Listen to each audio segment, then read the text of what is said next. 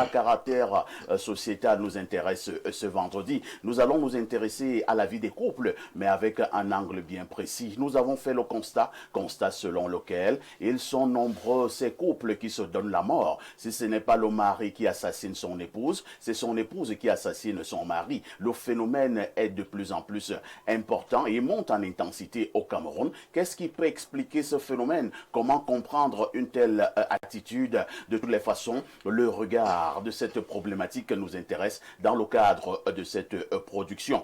Naturellement, nous aurons déjà accueilli la très époustouflante Claudia pour une balade informationnelle. La dénonciation est restée de mise. Toujours dans le cadre de ce programme, nous allons rendre un vibrant hommage à un grand lion indomptable qui n'est plus de ce monde. Il s'appelait Emmanuel Koundé, un capitaine emblématique des Lions indomptables. Il a entamé son dernier voyage. C'était hier du côté de la morgue de l'hôpital central de Yaoundé en présence d'un parterre d'invités qui est simplement venu lui rendre un dernier hommage. Emmanuel Koundé pour la vie, nous en parlerons. Toujours dans le cadre de ce programme, on marquera également un arrêt important, si vous préférez un arrêt majeur, pour parler de André Onana, mais avec un ancrage au niveau du championnat de vacances qui est dédié à cette icône du football mondial, le lion indomptable, gardien de but de classe exceptionnelle et même mondial. Le championnat dédié à André Onana débute ce dimanche du côté d'Ovan. Nous sommes là dans l'arrondissement de Bankomo, département de la Mofouakono. Et pour parler avec efficacité, on recevra ce matin le président du comité technique d'organisation. Vous êtes en direct sur Info TV et il n'y a pas mieux, 10h, 11h52. C'est une autre manière de faire la télévision. Julie, bonjour. Bonjour, parfait Alice. Bonjour également à vos millions de téléspectateurs partout dans le monde. Je souligne que vous êtes journaliste, vous travaillez pour le compte de Panorama Papers. Oui, Panorama Papers, comme vous l'avez dit, c'est un site d'information en ligne qui propose des couvertures et également des interviews pour tous ceux-là qui ont besoin d'être plus visibles sur la toile, mais surtout sur le digital. Panorama Papers vous rédige des articles, on va dire. Merci Julie de venir encore éblouir ce plateau. Votre intelligence et votre beauté ne laissent personne indifférent. Merci, parfait. Merci. Et la femme de tous les vendredis est également en poste. Jeanne Rosine, bonjour. Bonjour, parfait. Comment tu vas? Je me porte très bien. Tu vas très bien. Très, très bien. L'argent entre. Toujours. Les hommes sont gentils. Non, les hommes, pas toujours gentils. Mais de plus en plus chiches. Ava. Jeanne Rosine Vonder est chef d'entreprise. Elle nous accompagne tous les vendredis en direct sur Info TV. Et nous accueillons Aristide Manda, qui est un ami et un frère. Il est venu nous dire bonjour à sa manière dans le cadre de ce programme. Aristide, bonjour. Bonjour, parfait. Je suis très heureux d'être là. J'ai une pensée pour celui que tu appelles le très grand frère. Dieu donné vent. Il a coutume de m'appeler Amanteat. Amanteat. Enfin, petit père, qui en fait veut dire le frère, pour chez les écrans, pour ceux qui ne comprennent pas. Je suis honoré et mais content. en petit, en mentat, c'est affectif. Hein? Oui. C'est affectif. Ça a une autre connotation. C'est vrai. Tout à fait. Je suis heureux d'être là en ce jour pour ce programme qui va crescendo, que vous avez si bien élaboré et qui cristallise les attentions. Merci. Je sais que des millions d'internautes, de Camerounais nous suivent. Je voudrais leur adresser le bonjour. Je voudrais saluer les vaillantes populations d'Ovan, de la grande Mofouakono, qui sera l'épicentre de notre région en ce dimanche. Tout à fait. Nous allons accueillir le ministre des Sports, ce qui est quand même assez inédit, dans le cadre d'un championnat de vacances, la 4e année. Je voudrais lui exprimer combien je lui sais gré. Autant je salue mes copanélistes, je salue Niemek, le sorcier. Ah bon? Je fais. C'est aussi affectueux. Mes hommages aux deux dames, Alain et le frère que je découvre. Je vous salue avec amitié. Merci Aristide Manda, qui est un homme politique. Il soutient les idéaux du RDPC. Mais ce matin, nous le recevons surtout en sa qualité du président du comité technique d'organisation du championnat dédié à André Onana à Ovan. On en reparlera tout à l'heure. Nous accueillons déjà Dr Yves Clément Olemeu. Bonjour docteur et bienvenue au programme. Bonjour mon cher Parfait, et bonjour également aux différents panélistes. Bonjour cher Aristide, comme je te découvre aussi. Et beaucoup d'encouragement pour la jeunesse, le sport, le championnat de vacances. Il faut toujours encourager, n'est-ce pas, ceux qui pensent à ne pas laisser la jeunesse, n'est-ce pas, sombrer, n'est-ce pas, oui, oisif. Donc c'est très bien. Avec tous les mots, avec tous les la mots prise que du nous cœur, connaissons, oui. il faut les capter. C'est un phénomène sérieux, parfois. Tout à fait. Ce n'est pas pour l'interrompre. J'en profite pour dire qu'au moment où on fait les championnats, ce n'est pas exclusivement pour magnifier l'égérie, mais c'est pour polariser les attentions, pour éduquer, pour véhiculer des messages, pour leur dire qu'il y a mieux, qu'on peut utiliser son temps à bon escient. Tout à fait. Merci, docteur Clément Lemeur. Quoi de neuf du côté de la médecine chinoise, parce que vous êtes expert dans ce domaine? Alors, quoi de neuf, c'est, je constate que la population camerounaise, que ce soit celle qui vit au Cameroun qu'à l'extérieur, sombre un peu dans la négligence, la peur, l'abandon de soi-même, avec des problèmes de maladies métaboliques. Vous voyez par exemple... Les maladies métaboliques, c'est quoi? Quelqu'un qui par exemple garde la détérioration, n'est-ce pas, de notre système organique, c'est-à-dire par l'alimentation, le manque, n'est-ce pas, de l'entretien personnel. Quelqu'un qui n'arrive pas, par exemple, à faire le sport, il pense qu'il vit et sa vie, c'est comme Dieu l'a créé. Il doit se lever le matin et le soir arrive, il se couche. Il vit comme la rivière. Bon, La rivière qui coule. coule, la rivière qui coule. Alors, il commence donc avec des problèmes au niveau, par exemple, des douleurs articulaires et musculaires. Je prends quelque chose, un cas simple comme celui-là. Et ça a commencé et il trouve que c'est normal et il a mal au corps, il reste là. Après, va survenir, par exemple, une glycémie qui sera élevée. Bon, il ne va même pas aller, n'est-ce pas, consulter, n'est-ce pas, le médecin.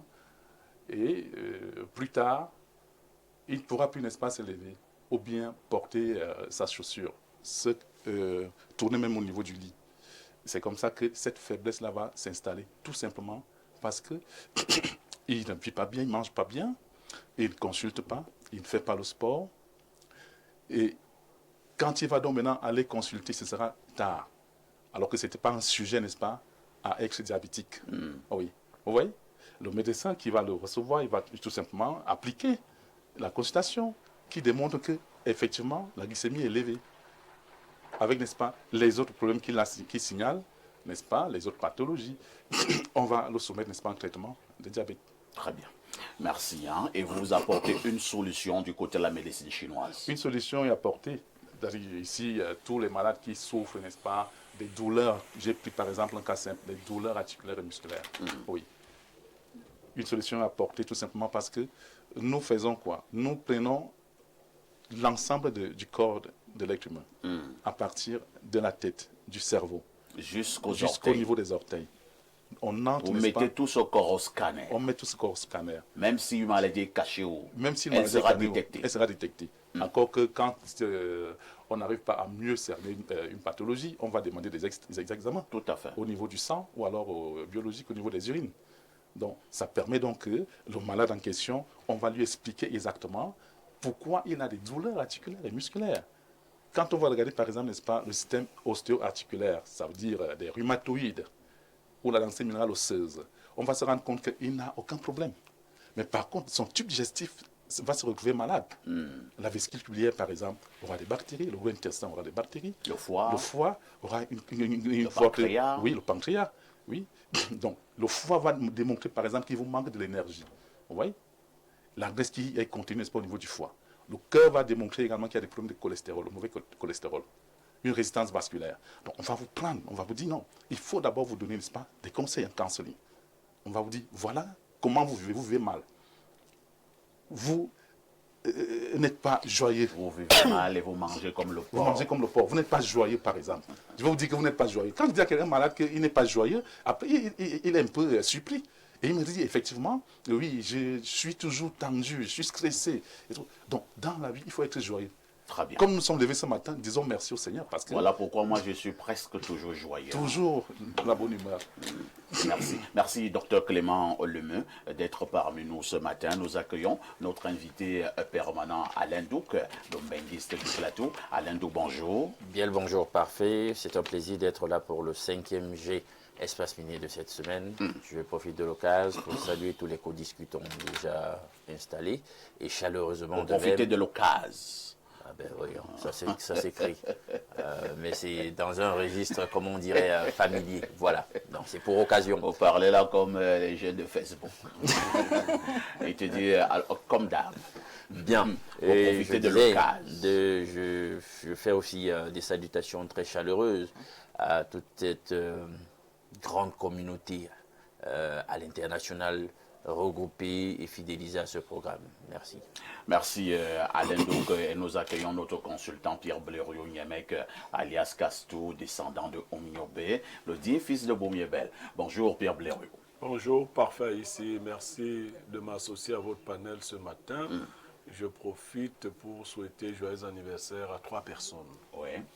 La première, c'est elle que vous voyez là, Bobiongono Alex Dominique. Voilà. Le grand garçon, il a 22 ans aujourd'hui. Je pense que c'est le premier marché. C'est mon premier marché. Il a 22 ans aujourd'hui, c'est mon fils. Il est l'homonyme d'un ami qui est aujourd'hui décédé. Il n'y a pas de Niemek sur son nom, mais c'est le premier Niemek. Il a donc 1 an de plus aujourd'hui, il en a 22. Voilà. C'est sa petite sœur là, Karel Ngonyémek, qui a fêté le sien il n'y a pas longtemps. On dira donc joyeux anniversaire au grand Bobby. C'est un garçon que je connais bien. Et pour la petite histoire, il y a environ 5 ans, nous nous sommes retrouvés quelque part dans une banque. Et je lui donnais beaucoup d'argent. Et j'ai appelé son papa pour lui dire, est-ce que c'est pas inquiétant? Donner autant d'argent à un enfant de 17-18 ans? Il me dit, t'inquiète, donne-lui de l'argent. Oui, c'est... Alors, quand je lui ai souhaité joyeux anniversaire, j'ai également une belle-mère, Madame Ngoum Salomé, épouse Makon, à Ezeka, qui a 1 an de plus aujourd'hui. Je lui souhaite joyeux anniversaire. Elle est en même temps l'homonyme de Salomé Inès Niemek. Ou c'est Salomé Inès Niemek qui est son homonyme. Et enfin, je sors par un enseignant, quelqu'un qui m'a tenu il y a plus de 30 ans. Plus de 30 ans. Au lycée bilingue d'Edea. Il y a bien plus de 30 ans. Nous l'appelions affectueusement Baber. Son nom, c'est M. Bayik Berek. Tous ceux qui ont été à Edea le connaissent. Il a 1 an de plus aujourd'hui. Je leur ai dit, c'est 3 personnes qui me sont chères, qui ont choisi de naître un 11 juillet. Je lui souhaite joyeux anniversaire. Pierre Blériot, je vous suggère de garder le microphone cette fois-ci pour la sagesse de ce vendredi matin. Alors, la sagesse de ce vendredi matin, il faut l'écouter. Ce n'est pas parce que quelqu'un déteste tes ennemis que tu dois en faire un ami. Celui qui pratique la haine se trouve toujours de nouveaux ennemis. On peut reprendre? Ce n'est pas parce que quelqu'un déteste tes ennemis que tu dois en faire un ami. Celui qui cultive la haine se trouve toujours de nouveaux ennemis. Ça veut dire quoi? Ça veut dire que les gens aiment à faire ami avec ceux qui sont les ennemis de leurs ennemis. Si vous avez en face de vous quelqu'un qui s'approche de vous parce qu'il croit que vous avez un ennemi commun, faites attention, il est peut-être, ou vous êtes peut-être son prochain ennemi. L'amitié ne se bâtit pas sur la haine des autres, mais sur l'affection qu'on partage. Ce n'est pas parce que si vous détestez Dr Olémé et que je ne m'entends pas avec Dr Olémé, ça ne fait pas de nous deux amis.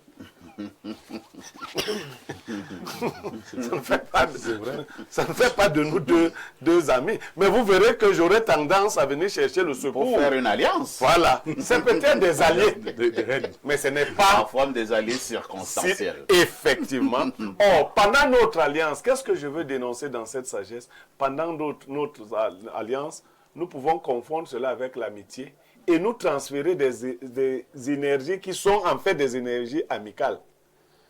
La chute nous attend après. Parce que lorsqu'on aura fini avec Docteur Olémé, il faudrait Vous pouvez engager. faudrait que quelqu'un déteste quelqu'un. Nous allons donc nous détester. Voilà, donc, Merci, hein. Merci Pierre Blériot pour ces éternelles sagesses matinales. C'est un plateau vraiment miné ce matin. 6 invités pour votre bonheur. Il faut le faire. À tout de suite pour la suite.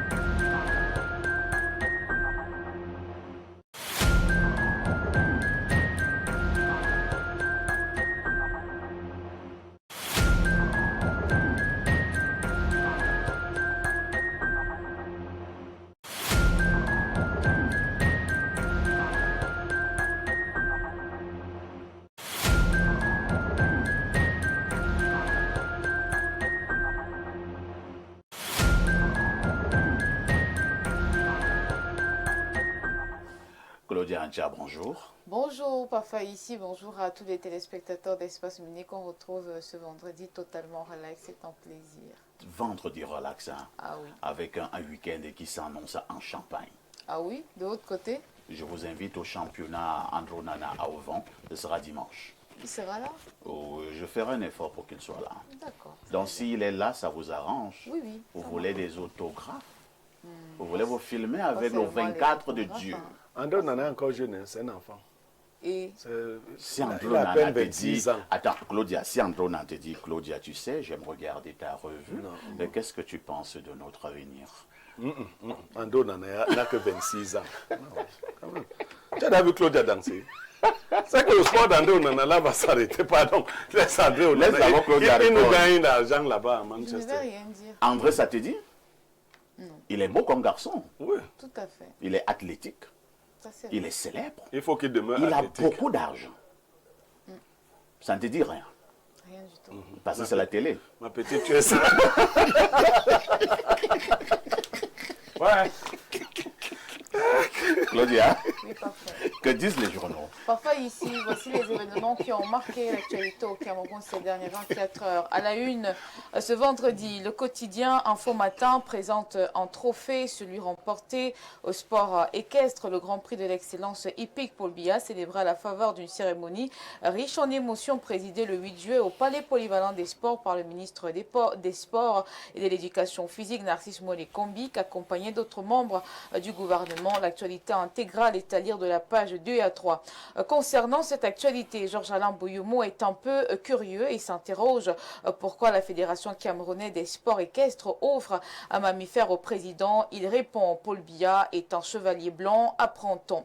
Un petit tour au palais de l'Unité avec le cri hebdomadaire La Météo. Dieudonné Ving nous informe que dans la perspective des élections présidentielles d'octobre prochain, les partis politiques tels que la NDP et le MDR ont choisi Paul Biya. Les responsables de ces partis ont réaffirmé leur soutien à la candidature du président national du RDPC.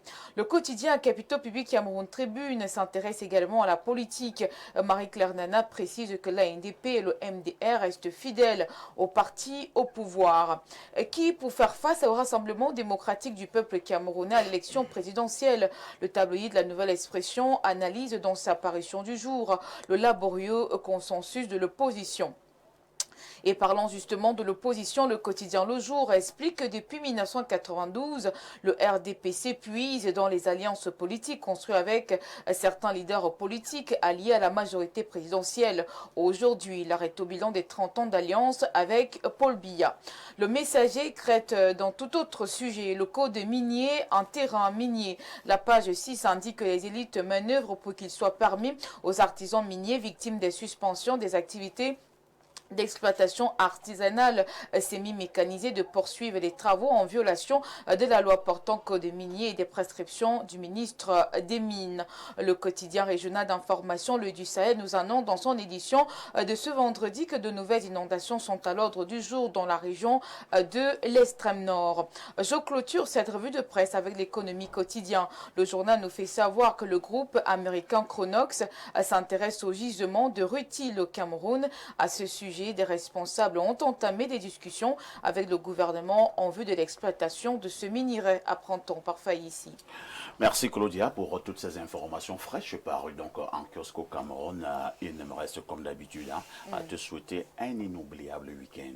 Bon week-end à vous également parfait ici et surtout bonne suite d'émission. N'oublie pas que ça se passera à Auvent ce dimanche pour le compte du championnat André Onana. Vous êtes cordialement invités. D'accord. Il y aura le ministre des Sports et de l'Éducation physique. Mouélé Kombi, vous faites précéder de professeurs. Très bien. Elle est impassible, hein. Claudia, à force de forcer le sourire, quelque chose peut t'arriver. Non, du tout. Il faut bloquer le sourire. Tout va bien. Claudia, n'oublie jamais le conseil. Petite Claudia, tout ce qui brille n'est pas or. Ma petite reste très très prudente. Merci Claudia. Et je me retourne vers Aristide Manda. Aristide, nous sommes rendus à la 40e édition lorsque nous parlons du championnat André Onana à Auvent. Alors, c'est la 4e édition. Est-ce que nous parlerons de Koundé tout à l'heure? Je peux dire un mot tout d'abord, quelques secondes. Sur quoi? Koundé. Koundé, bien sûr. Bien sûr. Vraiment qu'il me soit permis de rendre hommage, un vivant hommage à ce grand lion indomptable, à ce grand Camerounais. Il y avait chez lui de la grandeur et beaucoup d'humilité. Tout à fait. À 90, j'avais quand même sensiblement 8 ans, j'étais conscient. Je n'oublierai jamais le fameux quart de finale, emblématique. Cameroun-Angleterre. C'est-à-dire qu'on était tous agglutinés en salle avec notre papa. C'est David Platt qui met le coup de tête. On fait une sortie un peu manquée. Il le fixe. Je crois que l'égalisation, c'est Kéké. Après, et jeune et Kéké. Mis la balai, deux joueurs, il glisse un ballon sympathique. D'anthologie. Mille encore lui. Se dessaisir, enfin se défaire de l'adversaire et essaie d'entrer dans la surface avec sa roublardise. Entre guillemets, qu'on lui connaissait, c'était un vrai félin. Tout à fait. Penalty. Vous avez encore tout le film? Oui. Emmanuel Koundé, le grand, non, c'était se ramène et prend le ballon parce qu'il était 6 et libéraux. Tout à fait.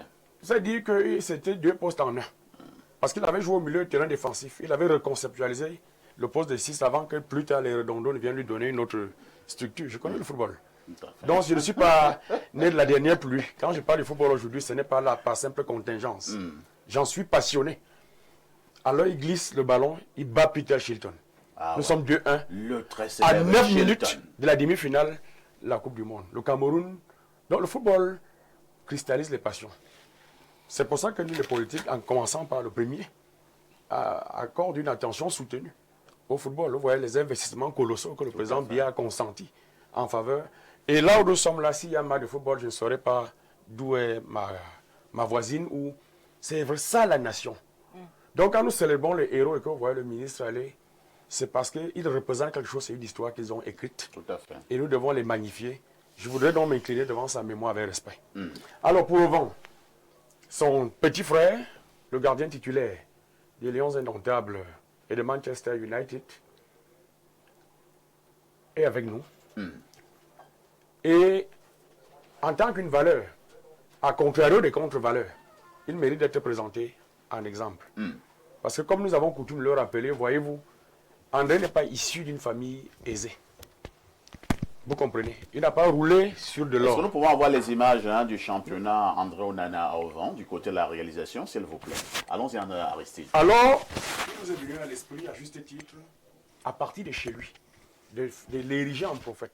Ne dit-on pas qu'on n'est jamais prophète chez soi? Pour nous, le Fils doit être prophète chez lui. Il est bon que nous le célébrions pour rendre hommage à son parcours d'exception.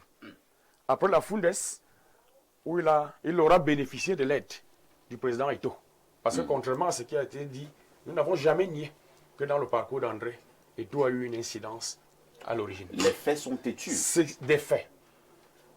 Ensuite, il y a eu Barcelone, il y a l'Ajax, il y a l'Inter. Et aujourd'hui à Manchester, il invoque Fouda, ce n'est pas les Fouda qui ont sélectionné. Il n'est pas le beau-frère du coach Amorim. C'est le talent à l'état brut que nous célébrons. Et il est bon que nous lui rendions hommage parce que beaucoup n'ont pas cette culture de reconnaître en l'autre un talent. Et quand on s'arrête pour lui dire, vas-y, alors l'église dit, nous allons prier pour lui, rendons une messe. Les hommes là, y compris les plus délicats, comme les Etenga, viennent le renforcer dans la mystique pour que cette saison soit meilleure. Parce que nous avons été très blessés depuis contre Tottenham. Nous avons raté l'UEFA. Alors on s'est dit que nous aussi, au plan anthropologique, le dire n'est pas un crime, lèse-majesté. Nous sommes les Africains, c'est normal. Donc nous lui souhaitons bon vent.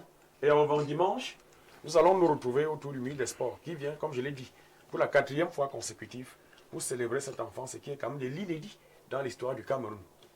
Un ministre des Sports se déplace à la gloire d'un enfant qui porte haut les couleurs de son pays.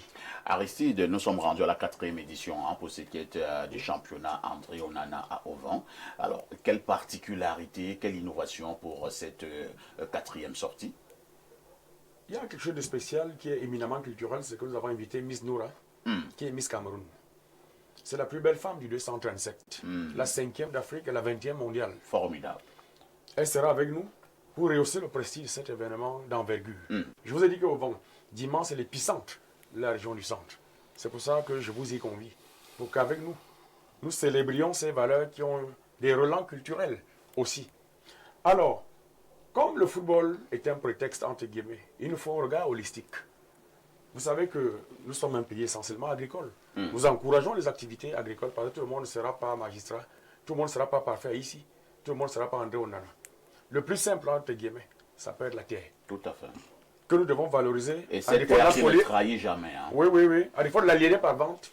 Donc, nous allons profiter de l'attention des jeunes que nous allons capter pour véhiculer des messages instructifs et leur montrer qu'autour des valeurs, par exemple, qui sont construites, c'est la résilience, c'est le travail, c'est le vivre ensemble et qu'au bout de l'effort, il y a la gloire. Donc, c'est un message profond que nous voulons adresser. Alors, l'autre particularité, comme vous le savez, c'est que c'est les 4 communes qui se regroupent. Tout à fait. La Bouffe en comporte 4. J'en profite pour rendre hommage au chef des exécutifs communaux, Madame Moutou, à Bikok, mon grand-père Ondoué Fala, à Konon, Jean-Baptiste, mon camarade communicant, à Ngoumou, et Fouda Junior, le maire d'Esséan. Donc, c'est essentiellement ces communes qui s'affrontent pour qu'on ait un regard transversal, parce que célébrer André au niveau de Ovan est réducteur. Il est d'une telle envergure qu'il n'est pas imaginable qu'il faut le célébrer uniquement sur son alma mater. Je voudrais donc saluer Monseigneur l'archevêque qui a autorisé que cette compétition ait lieu et mon curé Zambo Nkoudou. Très bien. Et tout va bien se passer, vous serez avec nous. C'est magnifique. Tout se passera donc bien, c'est magnifique. Et pour démontrer également que ce sera magnifique, du côté de la réalisation, il y a un célèbre artiste africain qui sera à Ovan. Il est de nationalité ivoirienne. Il l'a dit et nous essayons de voir si ce qu'il a dit est vrai, si c'est convaincant.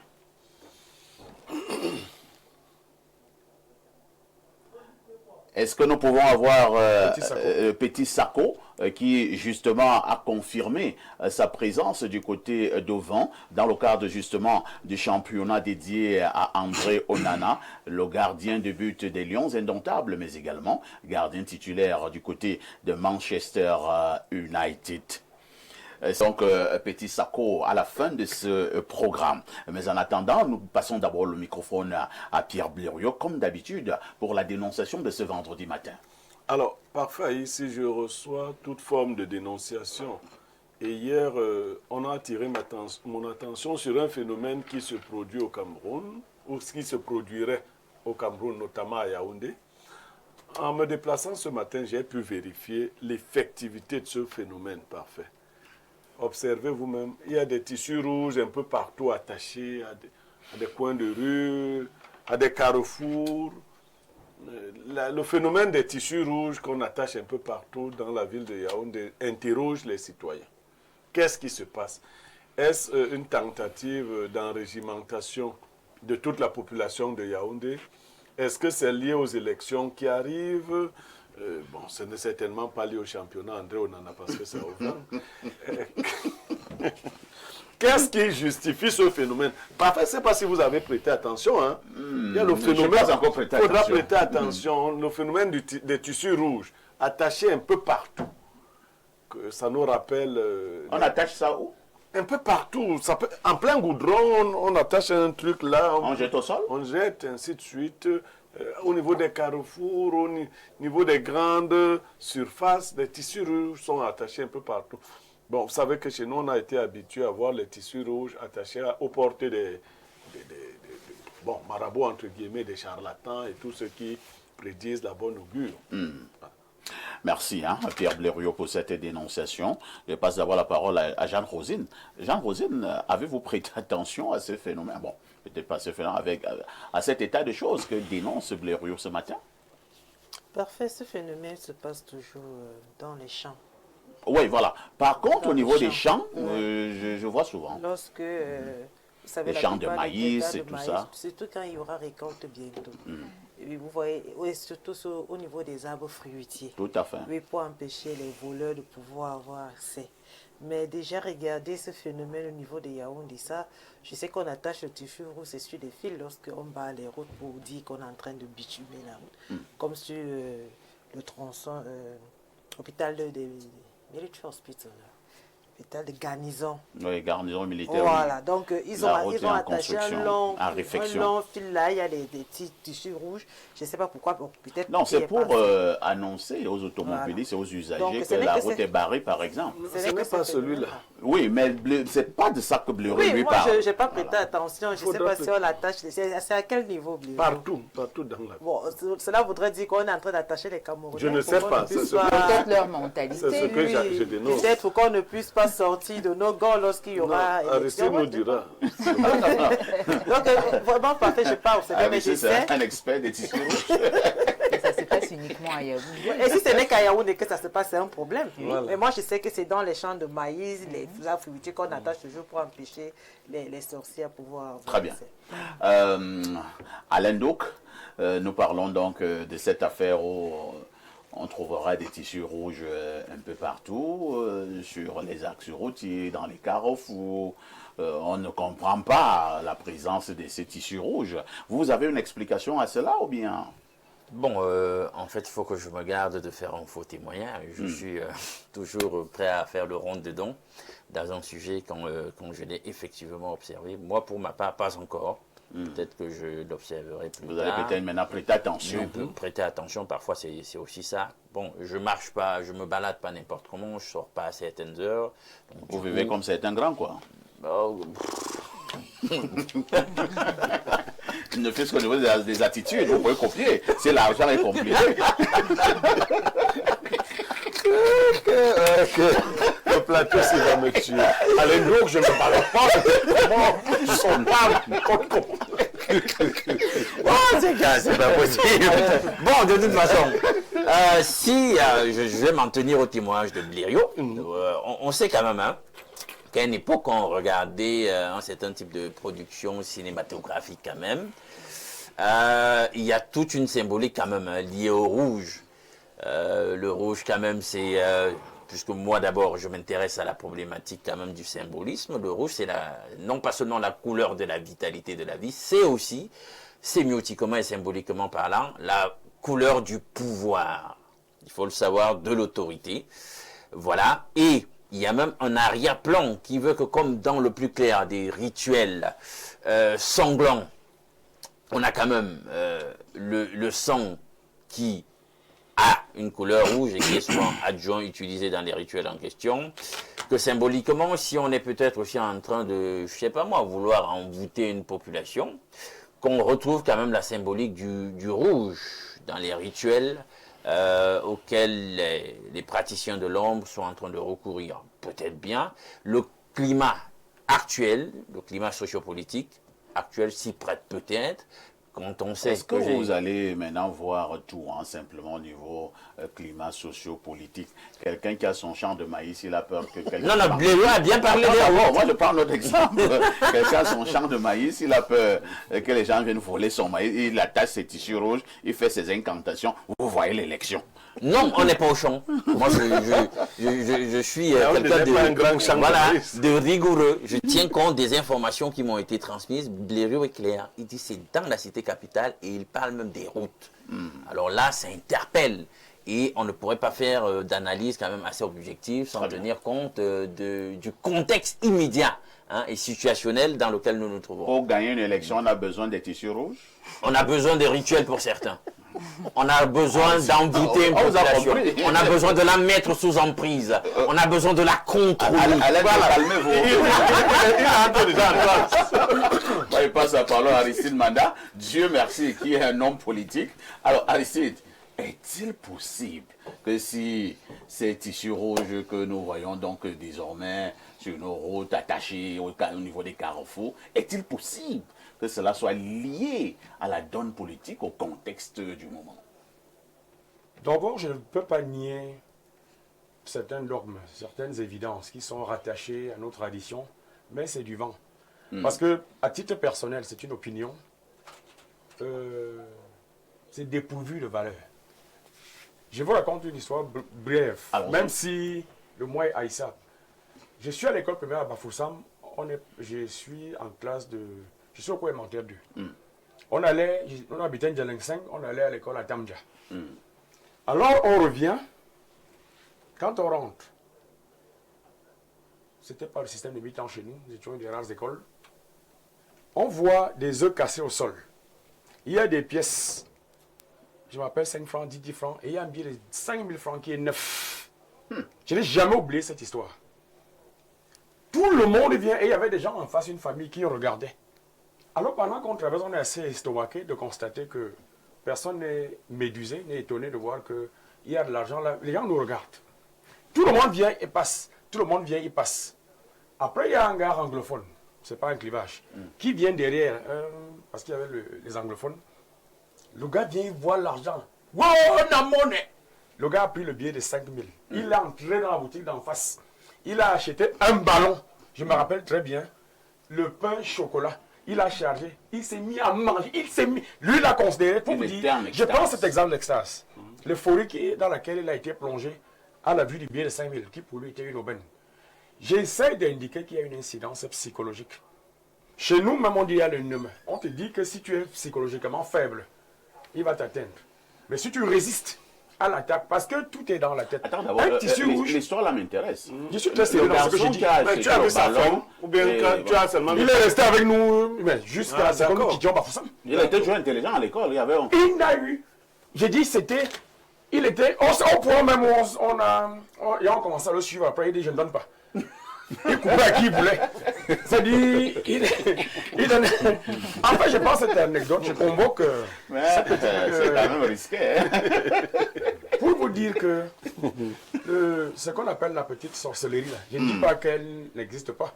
On peut vous empoisonner. Tout à fait. Mais la vie ne peut pas se résumer à ce que... Si tu crois fermement que tu es au-dessus de ça, si tu es spirituellement costaud, alors là, ça n'a aucun impact. Donc, ça, je vous le dis. Il faut des millions de tissus rouges qu'on peut jeter au Cameroun. Comment pouvez-vous vous imaginer un temps ça peut que les tissus rouges puissent impacter? Sinon, tout le monde peut. Si c'était aussi évident. C'est un peu comme quelqu'un dit que pour être ceci, il faut entrer dans. Et on dit, va donc aussi. C'est des clichés ridicules. Et moi, je demande à mes compatriotes, en l'occurrence ceux qui sont jeunes. Moi, au RDPC, je sais que je vais à l'élection présidentielle parce que je travaille. Parce qu'il y a un maillage territorial. Parce que l'arithmétique, on compte les voix en octobre pour élire le patron à étudier. Nous devons lui donner un nouveau mandat afin qu'il parachève son œuvre. Dans l'esprit des RDPC, c'est acté. Ces tissus rouges, d'où qu'ils viennent, ne peuvent être d'aucune incidence. C'est compris. S'il suffisait d'attacher des vêtements ou de casser des œufs sur un trottoir pour accéder à étudier au cœur du pouvoir, ce serait bien trop simpliste. Merci Aristide Manda. Alendo, calme-toi. Oui. Julie, oui. Les tissus rouges, ça vous fait peur? Non, pas du tout. Je dirais quelque chose. Je vais ajouter quelque chose au symbolisme du rouge. Le rouge symbolise aussi l'amour, le désir, ce que vous avez oublié. C'est vrai. Et on peut également... Le rouge symbolise même aussi la vie. Bien sûr, la motivation, la force, le pouvoir. Ce sont des symbolismes du rouge, au-delà du fait que ça peut être interprété. Mais c'est vrai que dans l'imagerie populaire, oui, quand tu vois le rouge, ça fait quand même peur. Oui, ça fait peur. Tu vois, ça va la mort. Ça renvoie à la sorcellerie, ça renvoie à l'initiation. Au crime rituel. Et même dans nos villages, on voyait toujours des agriculteurs attacher des tissus rouges sur des arbres. Ça empêchait que les gars se faisaient leur manioc. Mais d'un autre côté aussi, lorsqu'on voulait séduire sa dulcinée, du côté de l'extérieur là-bas, on met des pétales de rose rouge pour rouge écarlate, synonyme de l'amour vivant. Bien sûr, donc... Ce sont les vieux romantiques. Donc, je ne sais pas si... Parce que nos filles, on va attendre un ballon, tu lui apportes des soirs rouges là, il dit là aussi c'est ma tête qu'on vous taille de l'Europe. Et même si on veut faire preuve de romantisme, on offre des roses rouges. En même temps, Monsieur Parfait ici, vous n'offrez pas des roses à votre dulcinée? Il faut faire attention. D'accord. Il y a d'autres filles qui peuvent très mal prendre ça. Donc l'affaire, on disait de toi, non, c'est vrai. Donc pour moi, il faut déjà savoir pourquoi est-ce que les tissus sont là. Est-ce qu'il y a eu des pratiques sur cette place-là ou encore dans ce quartier? Je ne sais pas trop, Monsieur Niemek. C'est vrai que je suis un peu comme Alain Douquet, je ne sors pas beaucoup. Donc, le lien. Vous ne marchez pas n'importe comment. Non, on ne marche pas n'importe comment. Il faut un lien. Très bien. Alors, docteur Oleme, c'est vrai que vous êtes également scientifique, mais est-ce que les scientifiques ignorent comme la dose métaphysique pour être élégant? Est-ce qu'ils ignorent le paranormal? Des tissus rouges presque un peu partout. Est-ce que ça n'attire pas quand même votre attention? Est-ce que ça n'amène pas à d'autres interprétations? Le paranormal existe dans la vie.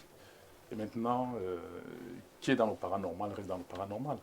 Il ne faudrait pas que, comme sur ce plateau, quelqu'un parmi nous est dans le paranormal, pense qu'il va attirer quelqu'un ou bien il va contraindre l'autre à souffrir, n'est-ce pas, de son état. Parce que quand on parle de tissu rouge, on se dit, oui, effectivement, les marabouts utilisent le tissu rouge et tout. Au niveau des champs, effectivement, on ne fait pas le lien ici avec le champ. Ce que dénonce Blériot. On a souvent vu des tissus rouges pour intimider. Moi, je dis ça. Oui, il cherche à intimider, n'est-ce pas, des gens et pour pouvoir, n'est-ce pas, bénéficier, n'est-ce pas, de la peur que ce tissu rouge produit, n'est-ce pas, auprès de certains usagers. Oui. Comme nous parlons, par exemple, si c'est dans le cadre politique ou bien des élections qui arrivent.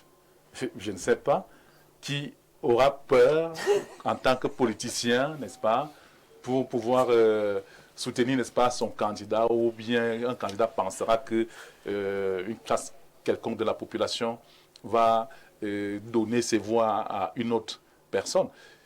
L'électorat se travaille. Et on voit également, on dit souvent, le maçon au pied du mur. Oui. Si on parle, par exemple, d'un parti politique X qui est au pouvoir, un autre qui, par exemple, arrive derrière, on va voir, on va juger. Oui.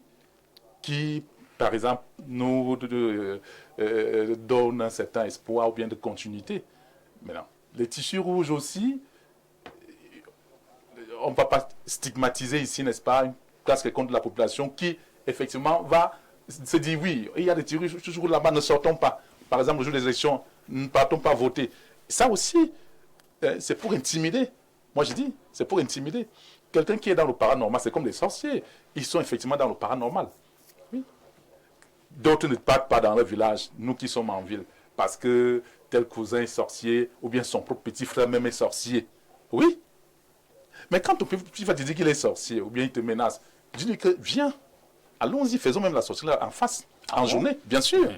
Dis-lui que non, moi je suis sorcier des jours. Oui. Et tu verras que ce monsieur qui t'a parlé, n'est-ce pas, de sorcellerie, il va commencer à avoir peur de toi. Il va fuir. Très bien. Le sorcier, c'est quelqu'un qui est caché. Quelqu'un qui agit dans le paranormal, c'est quelqu'un qui est caché. Hein? Oui. C'est même un poltron. Un poltron, un lâche. Il est obligé d'agir dans l'ombre. Oui. Il a peur de toi. Un malin. Oh, tout genou fléchi devant Christ. Oui, bien sûr. Mais quelqu'un qui parle de jour, c'est quelqu'un qui est avec Christ. Bien sûr. Tu ne pars pas dans ton village Et parce que tu as fait peut-être 1 mois, 2 mois, disons même 1 an, parce que tu es occupé, préoccupé ailleurs. Alors quand tu annonces que tu iras au village, certains vont te dire non, pardon, ne pars pas, il faut d'abord faire ceci. Faire quoi? Il y a une mère là qui Très parle. bien, c'est compris. Pierre Blériot, Niamek, les tissus rouges, selon votre dénonciation, on les trouve de plus en plus au niveau de nos rues, au niveau de nos carrefours. Quelle est l'explication que vous pouvez donner à cet état de choses? Alors, il y a ce que nous appelons en philosophie les cartésiens de salon. Ça veut dire quoi? C'est eux que nous venons d'écouter là maintenant. Quand vous parlez de paranormal, non, non, non, c'est des choses du noir et tout. Non, on n'aime pas ça. Mais si vous allez quelque part, vous les trouvez assis, chacun prend sa bonne dose et tout le reste. Non.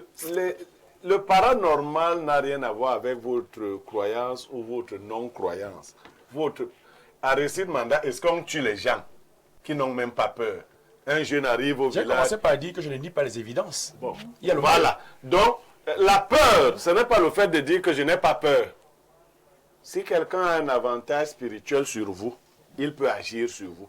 Que vous soyez informé ou pas, que vous ayez peur ou pas. Non, lui dit, il a Christ avec lui. Oui, bien sûr.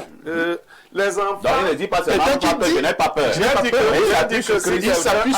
dit que si quelqu'un a un avantage sur vous, ça veut dire... Comment il aura un avantage sur vous? Je vous prends un exemple. Mm. Les enfants sont allés voler les mangues. On dit marauder. Chez un sorcier de mon village. Le sorcier les a trouvés sur le manguier. Il leur dit, quand maintenant je vais vous faire ma sorcellerie, vous allez dire quoi? Les enfants disent, nous avons Jésus-Christ avec nous. Il a dit que, mais avant que votre Jésus-Christ n'arrive, mon Satan vous aura pris. Et donc, je ne veux pas vous donner la... Bon, là, c'est différent. Mais les garçons, c'est pas possible parce déjà que en erreur. ils sont allés voler. C'est ce que j'ai appelé avoir un avantage spirituel sur vous. Non, ce n'est plus un avantage spirituel parce que l'acte a été posé. Parce que, dérobé. Peut-être je vais le dire comment. Oui. Si avoir un avantage sur quelqu'un, ça peut être une faute que vous avez commise, ça peut être un lien qui vous unit. Nous parlons d'un espace quand il n'y a même pas d'espace de faute quelconque. Oui. On va vous tendre un piège pour que vous ayez... Par exemple, en me répondant comme vous me répondez là. Ah bon? Vous êtes en train de mal me répondre. Donc, toi tu me réponds bien. toi tu me réponds bien. Voilà. Donc, moi, ça va m'énerver. Donc, tu es paranormal. Moi qui suis Christ. Moi qui suis Christ. Qui est plus fort que l'autre. Pendant que tu me parles donc... Mais je te dis donc que moi je suis plus fort que toi. Voilà. Ça peut donc être ça l'objet de notre... La défiance. La défiance. Non, parfait ici. Les pratiques existent, mais aussi la croyance, l'efficacité de la magie repose sur la croyance en la magie. C'est-à-dire qu'il y a des gens qui sont dans des symbolismes tels que vous faites vos choses, ils ne sont pas mêlés à vos choses et vous n'avez pas de lien direct avec eux. Mais quand vous êtes dans un tiroir et qu'on pratique un certain nombre de choses à des périodes particulières, il faut bien s'en inquiéter. Tout le monde se vante ici. D'ailleurs, c'est vous qui m'avez raconté l'histoire de ce grand ponte du régime qui avait fait venir un marabout du Bénin. Quand le marabout est arrivé dans son bureau, il a fait pim pim. Le grand serpent est sorti. Il a dit au marabout que non, ce n'est pas ici. C'est déjà. Je vais t'emmener là où tu vas faire tes grandes démonstrations. Moi, je peux faire ce que tu fais. Pour ça, moi, je fais ça. Mais l'autre que tu m'as montré quand on était là-bas, tu vas... Non, la magie existe. Ici comme ailleurs. Parce que j'entends les gens dire souvent, non, nous sommes des Africains. Vous vous trompez. On ne nie pas que la sorcellerie, si quand les gens voyagent, c'est pour retrouver d'autres sorciers dans les pays dits développés. Ce n'est pas l'apanage des Africains, la sorcellerie. Moi, j'ai vu des Blancs, un Italien notamment, venu à la construction, pour la construction d'un pont ici au Cameroun, enseigner la sorcellerie aux petits sorciers du village. Justement, dans le monde occulte, il n'y a pas de limite. Voilà, il a dit que temporel. Quand le petit sorcier fait son petit truc, il lui dit, attends, je te sors le corrigé de ce que tu viens de faire. Donc, ça existe et ça peut nous inquiéter. Nous sommes de plus en plus les hommes du paranormal. D'ailleurs, chez nous ici, le paranormal prend le dessus sur le normal. Voyez la migration des véhicules vers un coin du pays. Quand le réaménagement ministériel va arriver. Il s'agit de quel coin? Je ne sais pas. Il y a 4 points cardinaux. On n'a jamais pris le dessus sur le normal. Bon, je dis, il y a 4 points cardinaux. Mais en fait, il y a un côté, on dit le soleil se lève de ce côté. Vous voyez comme ça, les véhicules. Blélio, pour aller dans le sens de, tu vois, de battre en brèche le cartésianisme de Salon, même sur le plan livresque, il y a des livres pour vous dire que, mes amis, c'est l'occulte qui gouverne le monde, et on vous le démontre avec des preuves à l'appui. Quand vous lisez un auteur comme Walayam Gika, dans son ouvrage Les pionches sur échiquier, il le démontre royalement. Quand vous lisez quelqu'un comme Dr Henry Makov qui vous dit dans son ouvrage Illuminati, l'occulte qui a détourné le monde, on vous démontre que c'est l'occulte qui gouverne le monde. Les gens qui ne font que se mettre des œillères pour ne pas regarder qu'en réalité c'est la sorcellerie qui nous dirige du matin au soir. Vous êtes naïf. Vous êtes d'accord que c'est la sorcellerie ou bien l'occulte qui dirige le monde? Je ne vais pas répondre à cette question comme ça de façon machinale. Je ne récuse pas les arguments qu'ils invoquent. Oui. Ce que je dis, c'est que dans la constitution de l'homme, l'homme est structuré tel qu'il a en lui le pouvoir. Il a un esprit. L'homme peut dompter. Je ne voudrais pas dire qu'il n'y a pas le mal. Vous comprenez? Ce serait une dénégation ridicule, absurde. On doit vivre en sachant, en se rendant à l'évidence qu'il y a le bien et le mal. Bien sûr. Ce que je dis, c'est que l'homme, avec grand H, quand tu es un homme, doit avoir la faculté à se situer, avoir de la hauteur. Et je ne dis pas ne pas considérer, tout en le sachant, en te dire que tu es possesseur, que tu peux dominer. Ça, c'est quelque chose de psychologique qui est extrêmement important, qu'il faut relever. Dans la formation de l'homme, il ne faut pas qu'il grandisse en se disant que toutes les fois qu'il va aller quelque part, dès qu'il a vu un tissu rouge, c'est-à-dire que dès que ça fait que dès que tu m'as, dès que... Et voilà un lézard. Voilà, c'est dans ce sens, je pense, d'être mentalement costaud. Je ne suis pas en train de me livrer à la dénégation en disant qu'il n'y a pas le mal. Même Dieu en qui nous croyons à la manière des Romains, on nous dit qu'il y a le mal. Il y a quelqu'un qui a contesté l'autorité du divin. Mais je dis que tu peux être plus fort si tu crois, si tu sais, si tu as conscience de ce que tu peux dompter. C'est des esprits, c'est des petits esprits. C'est ce que je veux que nous disions à nos jeunes frères, qui ne doivent pas sombrer dans le chaos et la peur. Donc tu peux être plus fort si tu reconnais que... C'est dans ce sens que je suis en train de parler. C'est pas pour dire que ça n'existe pas. Et il est grand. C'est là où il y a un décalage. Oui, sauf qu'il ne faut pas confrontation. Lorsqu'on se considère en tant qu'agent... Ce n'est pas génie spiritualité. Justement, je dis, il ne faut pas non plus avoir de la présomption. Comme ce n'est pas génie spiritualité. Oui, je travaille sur à tout de suite pour le capital puissance.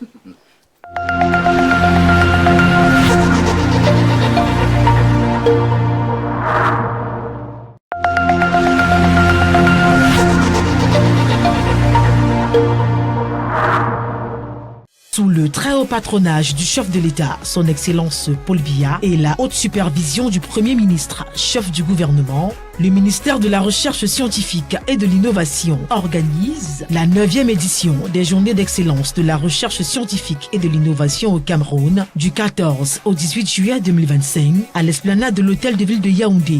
Thème général, la recherche scientifique à l'industrialisation endogène pour une transformation structurelle de l'économie du Cameroun. Au programme, leçons inaugurales, conférences, débats, foires, expositions, rencontres B2B, remise de prix, dont le Lion d'Or, prix spécial du président de la République, un atelier sous-régional des pays de la zone CEMAC GERSIC 2025. Le Cameroun se positionne comme le hub de la recherche-innovation en Afrique centrale.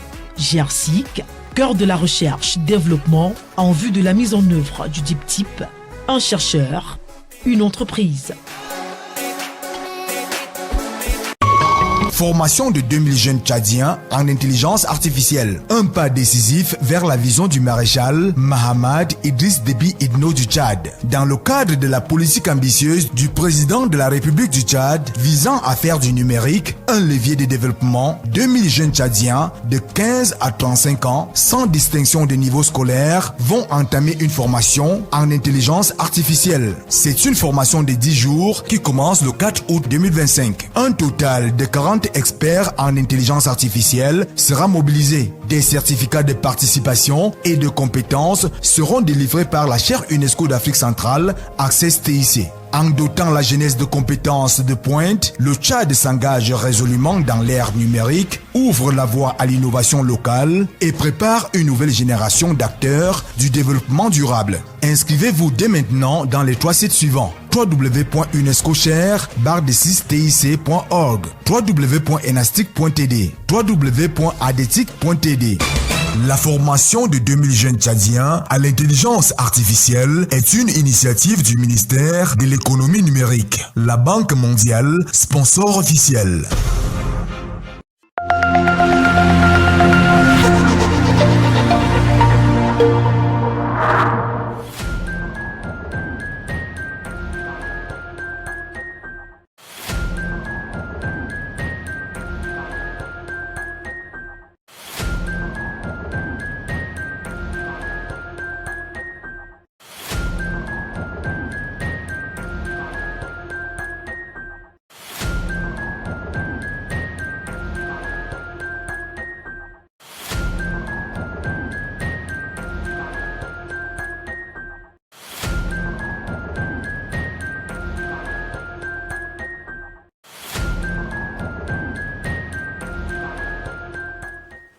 Bon retour sur ce plateau d'Espace Miné en direct sur Info TV. En attendant, vous livrez vos nombreuses contributions puisque nous avons quelques petits soucis de connexion. Au Cameroun, ce n'est pas toujours facile, hein, cette affaire de connexion.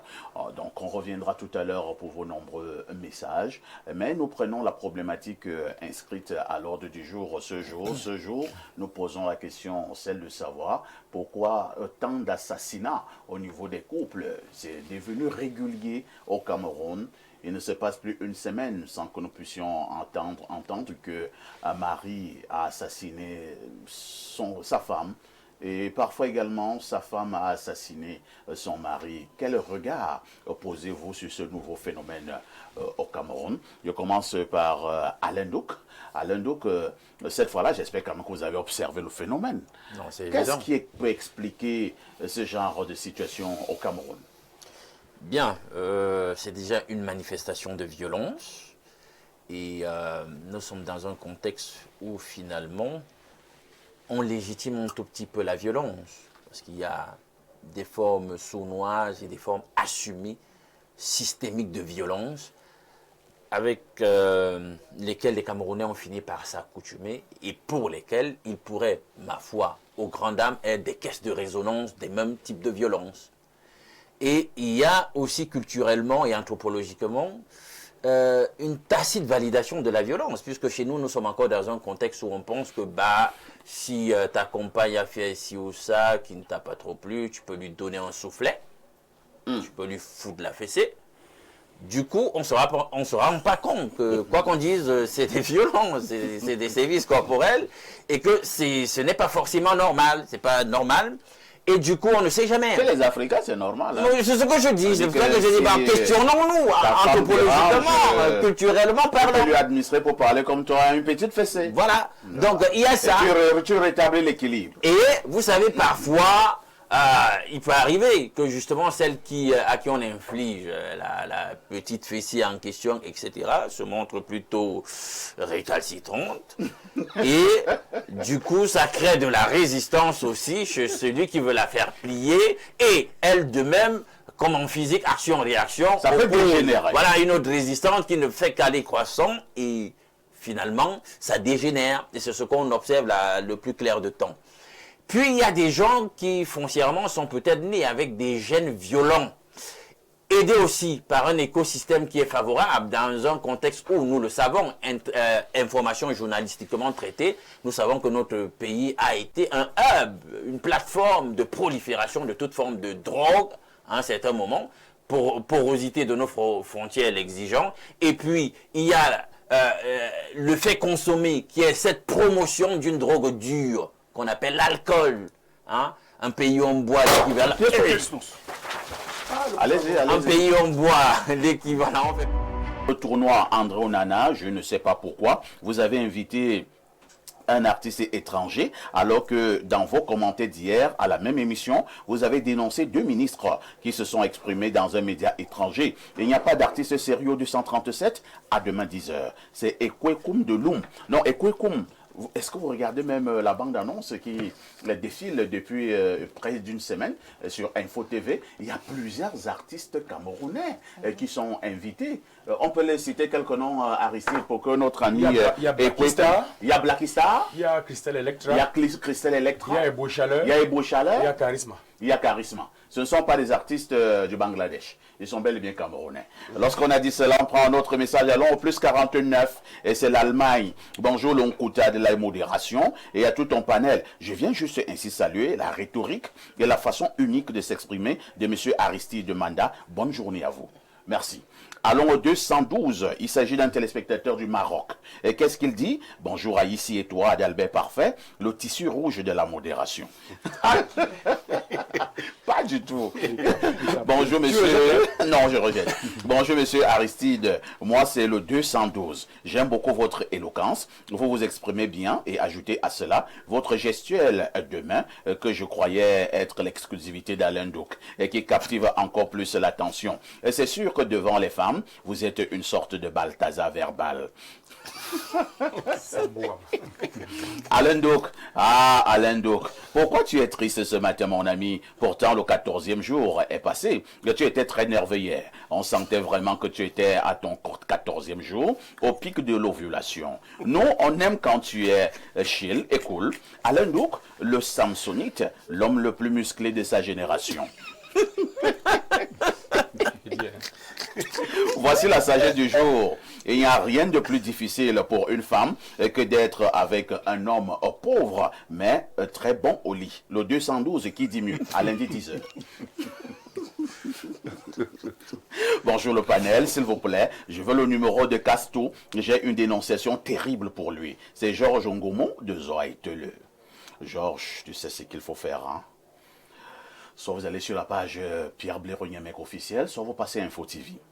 Otep, à vous, il est dans la nature humaine, semble-t-il, une soif irrépressible d'échapper hors du tangible, un appétit d'invisible qui frôle souvent l'aveuglement. L'homme scellé face au vertige de l'existence tisse de ses propres mains des voiles d'illusion, puis s'agenouille devant eux, les appelant mystère. Là où règne l'incertain, il projette des puissances occultes. Là où le hasard s'égare, il invoque des desseins secrets, des forces obscures ou célestes, pour donner sens à ce qui, peut-être, n'en a pas.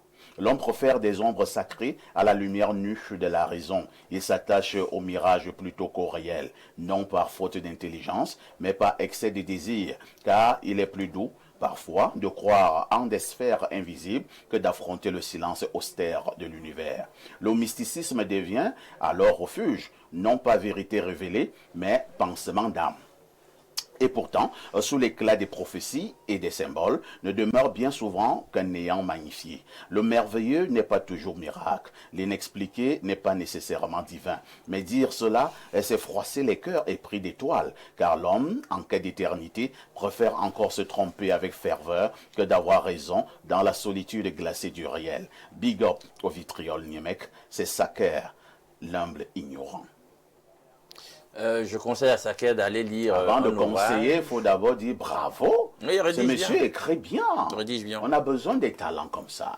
C'est un amorcien affirmé. Je suis amoureux des talents.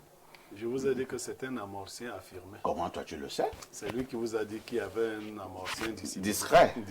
Et il parlait de vous. Donc vous vous connaissez alors. Bonjour, espace miné, problème de connexion, soucis techniques sur le plateau. J'espère que vous n'êtes pas attaqué par les tissus rouges à cause des propos simplistes d'Aristide Manda et du docteur Oleme. C'est pas pour depuis dragage. Rassurez-vous, aucune attaque. Aucune. Alors au plus 61, il s'agit de quel pays là? Il s'agit de l'Australie. Que dit le téléspectateur de l'Australie? Ah oui, espace miné, le monde entier est connecté. Qui dit mieux. Bonjour au riche panel de ce jour. Je profite pour adresser une salutation particulière à mon grand monsieur Castou. En ce qui concerne la dénonciation de ce jour, je voudrais partager un souvenir d'enfance. Lorsque j'étais petite, les personnes qui avaient des champs utilisaient des morceaux de tissu rouge pour s'aimer la peur dans l'esprit de ceux qui avaient des intentions de prendre sans demander. D'autres utilisaient ces tissus pour mettre des marques sur les ailes de leurs poulets. Malgré tout cela, les personnes courageuses et sans crainte prenaient sans demander. Un proverbe dit ceci: l'homme prudent voit le mal et se cache, mais les simples avancent et sont punis. En ce qui concerne la thématique de ce jour, je dirais que les gens ne sont plus vrais. Il y a des personnes qui se mettent en couple avec un but précis, mais une fois que ce but n'est pas atteint, ils emploient des méthodes fortes. Berthe depuis Melbourne, c'est du côté de l'Australie. Merci, Berthe, sans toi saluer. Il faudrait que cette salutation puisse te pénétrer, là vous trouvez. Lorsqu'on a dit cela, on prend un autre message. Allons au 213. Là, c'est l'indicatif de l'Algérie. Que dit le téléspectateur de l'Algérie? Bonjour, Perfecto, le grand maître sorcier de la modération.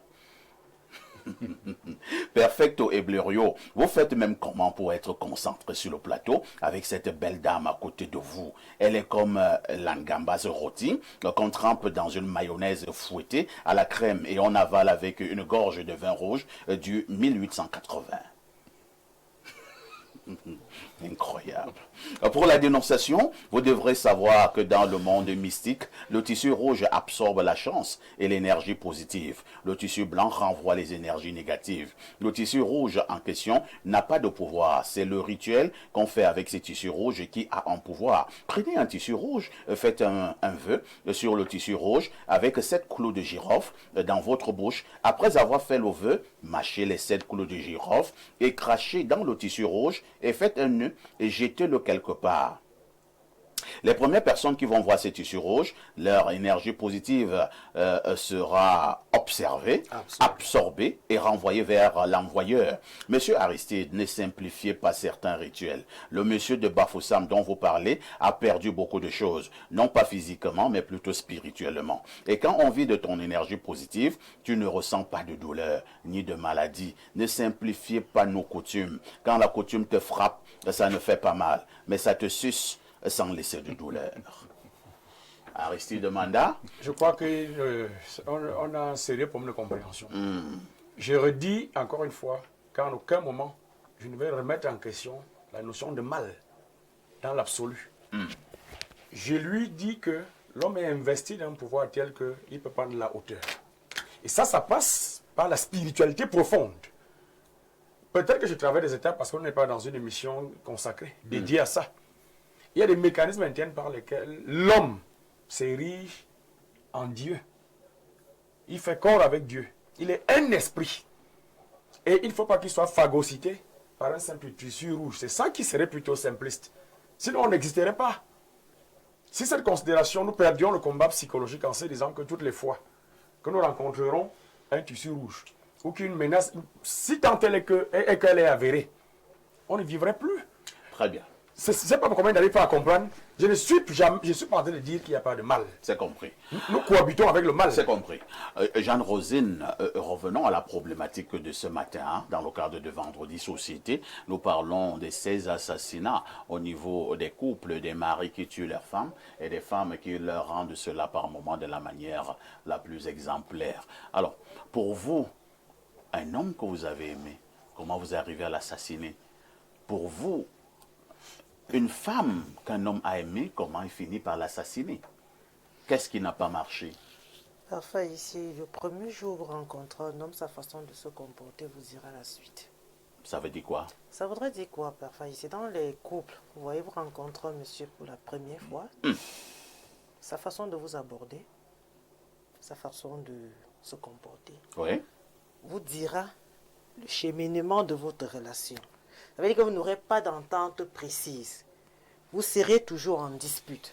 Et un beau matin, vous allez vous retrouver en train de vous égorger comme des chameaux. Donc je voudrais dire ceci, les femmes particulièrement devraient être tellement attentives par rapport à leur choix. Vous allez voir, il y a des hommes, lorsqu'ils arrivent, ils vous chérissent, ils sont doux. Quand ils vous parlent, vous êtes déjà dans un autre astral. Vous savez qu'avec cet homme-là, difficilement vous pouvez vous retrouver. Peut-être à des coups de poing, peut-être à un assassinat, comme on le dit. Et il y a aussi des femmes. Parfois, ici, le premier jour où vous la rencontrez, c'est un problème. Juste la manière dont elle va se comporter face à vous, vous allez vous retrouver dans un chaos là. Mais déjà, parlons d'assassinat. Parfois, ici, les assassinats commencent du moment, dans un couple, il y a infidélité, il y a mensonge. Si l'homme, il s'adonne à vous, et vous, la femme... Donc, première cause des assassinats dans les couples, l'infidélité. J'ai toujours dit les femmes doivent être fidèles à leur mari. Quand tu dis ça, les femmes disent que tu es contre elles. Hein? Oui, elles disent toujours ça, que moi je suis anti-femme. Mais moi je dis la femme doit être fidèle à son mari, parce que le corps de la femme, il est sacré. C'est le temple du Christ. On ne le distribue pas. C'est une réserve. Vous allez observer une maman qui a près de 96 ans. Elle s'est réservée. Mais nous, cette génération perdue, la génération 80-90. nous sommes, on se dit, j'ai 10 gars, j'ai 20 gars. Parfois ici, on prend nos énergies, on les distribue. Ah bon? Oui. Vous êtes avec un homme, vous êtes avec 2 hommes, vous couchez avec les hommes un peu de partout. Vous pensez que vous êtes très belle? Non, vous êtes juste un plateau d'arachide où tout le monde vient prendre son gain. C'est tout. Et quand l'homme observe donc qu'il y a infidélité, peut-être qu'il vous a sorti d'un quartier si sale, d'une de ces pauvretés, vous commencez à traîner avec un fripier. Vous pensez que cet homme-là, il va supporter cela? Avec un rastacoué. Il ne peut pas. Et déjà aussi, du même valet de la femme vous a supporté. Vous n'avez rien au départ. Elle constate que votre téléphone devient déjà, je ne sais pas quoi, c'est toute femme qui vous appelle, le salaire ne voit pas, rien du tout, il n'y a pas d'entente. Devant les gens, vous l'humiliez. Vous pensez que cette femme-là va vous regarder d'un bon regard? Non. Elle va se métamorphoser. Et donc, je vais aller du côté... Oui, pour chuter, j'irai du côté du judiciaire, parlant des féminicides, comme on le dit, conjugal. Parfois, ici, il y a une proposition de loi qui a été mise sur pied. La première lecture a été le 28 janvier 2025 à l'Assemblée nationale pour dire, oui, on va condamner tout bourreau qui tue une femme. La deuxième relecture, le 1er avril 2025. Nous souhaiterons que les hommes, en particulier, vraiment fassent de bons choix. Entre-temps, on ne va pas condamner les femmes qui tuent leurs hommes. Parfait, parce que moi, j'ai un cas, hein, je pense que c'est du côté du sud. Il y a environ 3 jours où une dame a assassiné de sang-froid son époux. Quelle était la raison? Un coup de poignard au niveau du cou. Il y a toujours une... Et l'homme a trouvé la mort sur le champ. Est-ce qu'ils étaient en train de bagarrer le couple? Naturellement, ils avaient des problèmes. Ils avaient des problèmes. Et la femme s'est saisie d'un poignard. Raison pour laquelle j'ai dit... C'était un seul coup de poignard. Hein. Quand vous êtes en couple, regardez les attitudes de votre conjoint, de votre conjointe. Merci, hein. Merci pour ces attitudes. Mais par moments, Jeanne-Rosine, d'autres femmes savent cacher leurs attitudes, hein, et même les hommes. Parfait. Quand vous êtes observateur, vous discutez avec une femme. Du premier regard, elle sort de son gant. Il faudrait savoir que cette femme de ces 4 pattes peut prendre même la machette ou le couteau. Pierre Blériot, un homme qui finit par assassiner son épouse ou l'inverse, est-ce qu'on peut se dire que ce mariage avait véritablement été nourri? Est-ce qu'on peut se dire qu'il y avait vraiment amour dans ce couple? Oui, mais c'est même l'excès d'amour qui peut conduire à ce genre de débordement. Ah bon? Il y a un problème d'équilibre émotionnel. Moi, je parle beaucoup aux femmes. Les hommes ne sont pas équilibrés émotionnellement. Ouais, les réponses du genre, tu fais, moi aussi je fais. Certaines femmes me disent aux hommes. Les hommes ne sont pas... Tu me trompes là, moi, je vais te tromper. Les hommes ne sont pas équilibrés émotionnellement. On peut te dire avant donc que tu me trompes. J'en finis. Donc, et puis il faut éduquer d'abord les hommes. Les hommes vont vers les femmes avec cette faiblesse-là. On nous a menti que nous étions le sexe fort. C'est faux. Un sexe fort qui tombe tout le temps. Non. Non. Nous ne sommes pas le sexe fort. Il faut dire la vérité. Ce n'est pas nous le sexe fort. Le sexe fort est là. La femme peut te tromper pendant 5 ans. Elle est toujours calme à côté de toi. Elle est là. Aucun de tes enfants n'est ton enfant. Mais elle est là. C'est ça le sexe fort. Nous, on vous dit la vérité. Mais quand on vous a trompé, ça nous fait mal au cœur. Vous n'avez pas de cœur. Les femmes n'ont pas de cœur. L'homme, même quand il vient tromper sa femme, il est couché là où il tourne.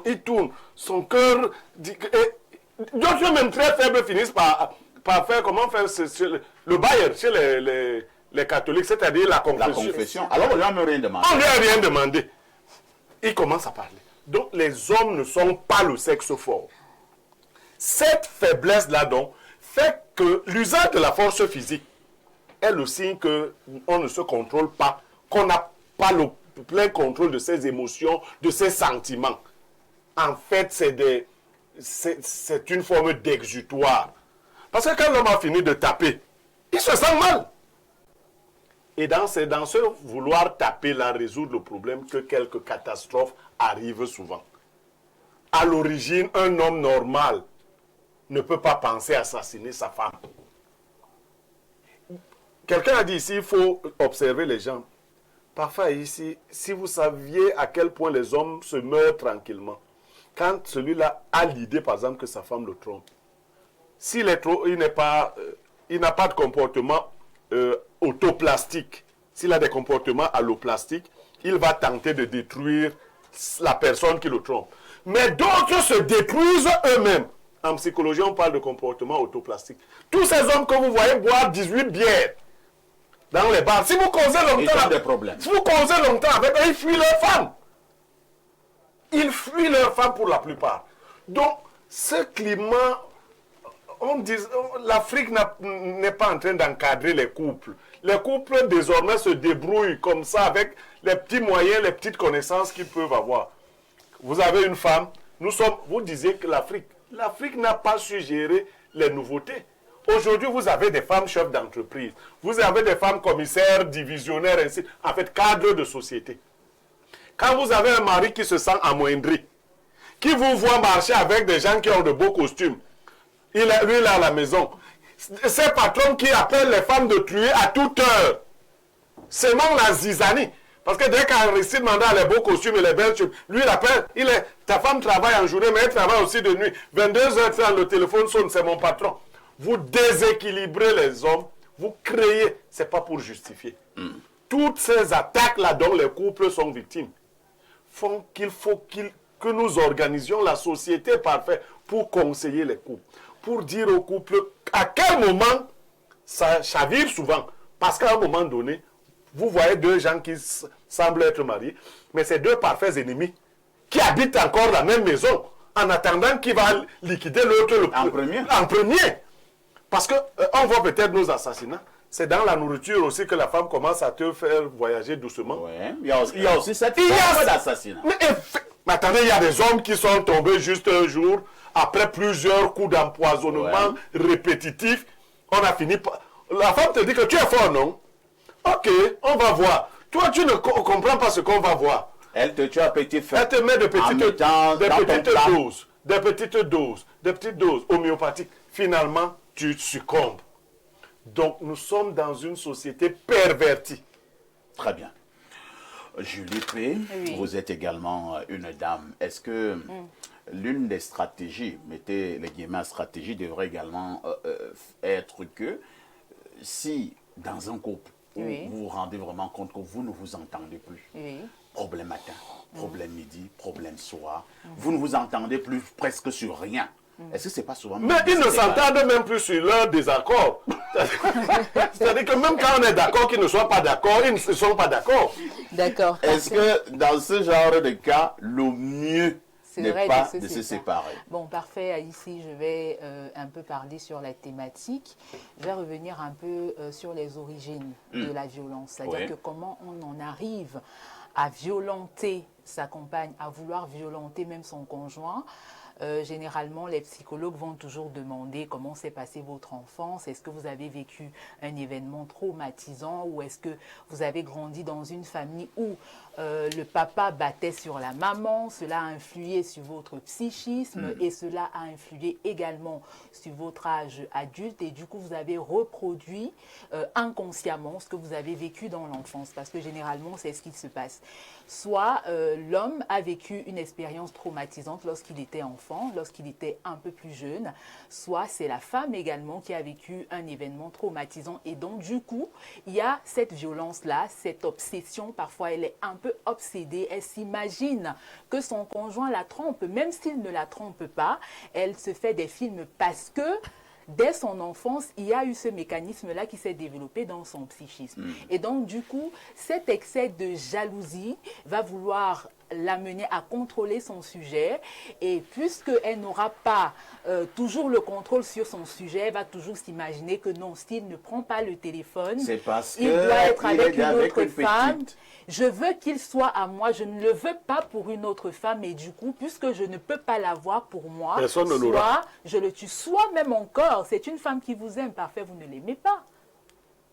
Elle est obsédée par vous, vous ne l'aimez pas. Et du coup, bon, on a vu dans des films dramatiques ce qui se passe. Mais ce que je veux dire, c'est quoi? C'est que généralement, pour la plupart, ce sont des personnes qui ont vécu des événements traumatisants. Soit encore, ce sont des hommes qui sont des pervers narcissiques, qui veulent isoler leurs victimes, qui veulent posséder leurs victimes à un certain niveau. Et après, lorsqu'ils constatent que leurs victimes ne sont pas à leur portée, il y a cette idée-là qui vient. Et d'un autre côté aussi, il y a ces gènes de violence avec lesquels on grandit. C'est-à-dire on a eu un ascendant qui était violent et ça s'est transmis de génération en génération. Et donc, du coup, on répercute cela sur notre conjointe. Et donc, moi, je dirais tout simplement aux femmes que lorsque vous constatez de prime abord que votre conjoint est violent, même s'il est riche comment, même si c'est lui qui s'occupe de votre famille, vraiment, la vie est plus importante que tout, il faut partir. C'est quand vous dites grave, hein, en contexte africain, surtout oui, la précarité, il oui. explique un peu. Oui. Une sœur qui a épousé un richissime, même si elle est tambourinée là-bas matin, midi, soir, la famille va dire à cette fille de supporter. Parce que quand il y a deuil au village, c'est ce monsieur qui achète le cercueil. C'est lui qui paye les frais de mort. C'est lui qui donne l'argent de la collation. Alors, si pour quelques gifles que tu reçois là-bas matin, midi, soir, bon, ça peut être une compensation. C'est dangereux, c'est vraiment dangereux. Si la femme l'a dit qu'il le mari, on menace de la maudire, hein, il faut qu'elle est méchante. Et un autre plan aussi que je vais évoquer ici, c'est quand la femme est amoureuse d'un autre homme et qu'elle est mariée et qu'elle ne sait pas comment se séparer avec son mari. Vous vous rappelez de l'affaire qui a fait les choux gras il y a quelques années de cela. L'affaire Dikoum. Oui, ça Vous étiez né? Non, pas encore, mais j'ai lu. On était là. Elle est cultivée. J'ai lu. C'était grave, nous on va te raconter ça. D'accord. Madame Dikoum, un verbe même a été créé, Dikoum et son mari. Voilà, Madame justement. Dikoum est encore en prison. Hein. Voilà. Ça fait plus de 30 ans. Elle est sortie et ses enfants l'ont renvoyée en prison. Donc on a des cas comme ça. Son mari était grand cadre de banque.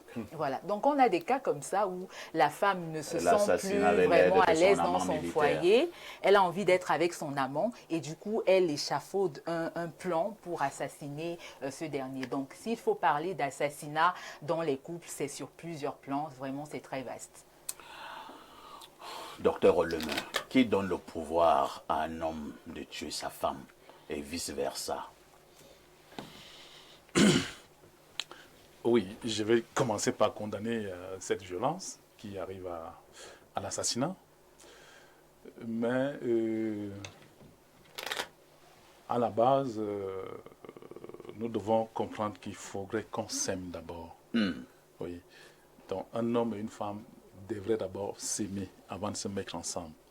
Et cet amour doit demeurer à chaque instant de la vie.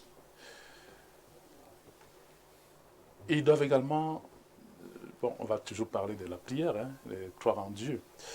Mais tout à l'heure, je parlais, n'est-ce pas, des troubles de métabolisme sur le plan de la santé. Vous voyez, quand on aime une femme ou quand on aime un homme, on prend soin de ces derniers à chaque instant de sa vie. Quand le mari se lève le matin, on observe, est-ce qu'il va bien, est-ce qu'il a bien dormi, et vice-versa. Vous allez rencontrer des gens, des couples où la femme ne s'occupe même pas de l'état de santé de son mari, de sa vie. Ça veut dire il sort le matin alors que c'est un monsieur qui est responsable de sa famille et qui n'arrive pas à satisfaire même sa famille ou arrive à le faire. Il peut avoir une situation dans la vie et sa famille juge qu'il n'en donne pas assez. Il n'aide pas sa famille, ses frères et sœurs. Alors, va donc paraître toujours dans ce plateau ce phénomène, n'est-ce pas, de paranormal, où certains vont commencer, n'est-ce pas, à lui créer des problèmes sur le plan paranormal, dont la sorcellerie. Ce monsieur qui a bien dormi la nuit, il se lève le matin, il se rend compte qu'il a un corps qui est lourd. Rien que cet état de se réveiller le matin, et avoir des soucis dans son propre corps, il va garder un silence. Et ce silence, madame ne va pas se poser des questions, mais qu'est-ce qui ne va pas avec monsieur? On a passé la nuit normalement et le matin on s'est réveillé, il ne va pas bien. Mais il faut plutôt penser que non, il est en train de penser à une autre femme. Va naître, n'est-ce pas, un problème de jalousie. Alors que ce monsieur, lui, souffre même, et c'est un problème sérieux pour ce dernier, un problème pour la famille même. Ça veut dire la cellule familiale, monsieur et madame et les enfants. Les jours vont passer. Au lieu donc que cette dernière se rende compte que non, ça ne va pas avec mon mari, lui aussi va garder le silence. Il garde le silence parce qu'il se rend compte que non. Ici, on ne parle pas d'amour. On parle plutôt, n'est-ce pas, de jalousie, des choses qui ne concernent même pas le foyer. Elle me parle, n'est-ce pas, des problèmes de femmes, dehors, des téléphones et autres. Alors que lui, il a un problème sérieux. Les jours vont passer et il va naître, n'est-ce pas, un mutisme. Il n'y aura pas de dialogue. Dès qu'il n'y a pas de dialogue et des soupçons inavérés, la femme va commencer avec une violence verbale. Et le monsieur, lui... Parce qu'à un moment donné, nous voyons que la violence est physique. Physique. Non, la violence verbale est plus dangereuse que la violence Sans physique. vouloir justifier quoi que ce soit, parfois, la violence physique intervient après la violence verbale. Elle intervient à la fin. Habituellement, même ceux-là qui font la violence physique, n'est-ce pas, ils regrettent toujours leurs actes. 90%. Mais le mal a déjà été commis. Le mal a été commis. Le mal a été commis. Les hommes regrettent toujours, n'est-ce pas, leur violence après avoir subi une violence verbale terrible. Et comme il n'y a plus de communication, dès lors que la femme commence à soupçonner, n'est-ce pas, son mari, au lieu de demander, est-ce que mon mari avait, n'est-ce pas, ce genre d'attitude, elle ne pense qu'au téléphone. Qui a dit à la femme que quand monsieur est réservé, ça veut dire qu'il est en train de penser à une femme ou bien il a une femme dehors? C'est pas, et plus vous restez, n'est-ce pas, silencieux. Pourquoi tu es silencieux comme ça? Oui, plus vous restez silencieux. Et continuez à vous dire, et vous soupçonnez davantage. Elle vous soupçonne davantage. Mais dans une violence verbale, puisque vous n'avez pas cette habitude de bavarder habituellement, vous allez la laisser, n'est-ce pas, dire, bon, si c'est ça ta solution, continue à bavarder. Tu le dis, n'est-ce pas, intérieurement. Et elle ne fait que continuer. À l'ensemble des petits mots terribles. Elle vient se placer devant vous en disant, oui, tu ne parles pas. Vous voyez? Mais vous décrivez une scène là. J'ai décrit des scènes. Parce que je vis. Des malades, je reçois des malades qui souffrent. Non, c'est pas la scène des malades. Et même des familles. Et même à propos scène même. Merci. Même à propos scène. La scène des malades. Même à propos scène même. C'est celle qu'il vit. Non, même à propos scène. Même à propos scène. Vous voyez?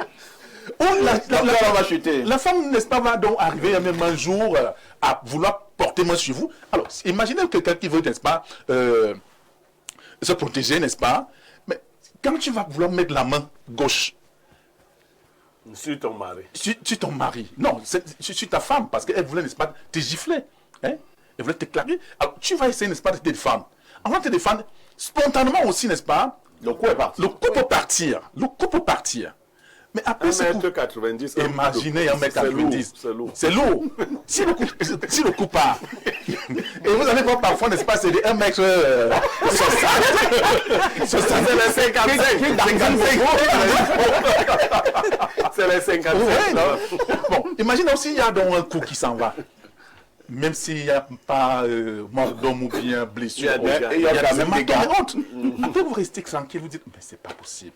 La femme, c'est... Donc, il faut donc maintenant, n'est-ce pas, une éducation, n'est-ce pas, au niveau des couples. Très bien. Il faut une éducation. C'est compris. Aristide Manda, certains l'ont relevé. Hein. Je reviens sur cette affaire. La jalousie. Quelqu'un te dira qu'elle est bonne dans un couple, surtout lorsqu'il y a amour. On doit nécessairement être jaloux. Mais maintenant, est-ce que la jalousie excessive n'a pas envoyé plusieurs de nos sœurs dans les cimetières, mais également plusieurs de nos frères? Premièrement, je voudrais m'insurger et condamner tout acte qui ôte la vie. D'où qu'il provienne, c'est un acte satanique. Nul n'a le droit de priver l'autre, la créature divine, de la vie, parce qu'il ne l'a pas créée. Que ce soit du point de vue du divin, même c'est lui-même qui nous a créés. Le 5e commandement est sans équivoque. Vraiment, homme comme femme, homme avec grand H. Tout à fait. Abstenons-nous prions même tous les jours. De manière, même si c'est en conduisant un véhicule, parce que là on va parler dans le débat technique entre le meurtre. Assassinat, c'est prémédité. Bon, la loi le condamne, on ne va pas entrer dans les définitions techniques, on va rester littéral.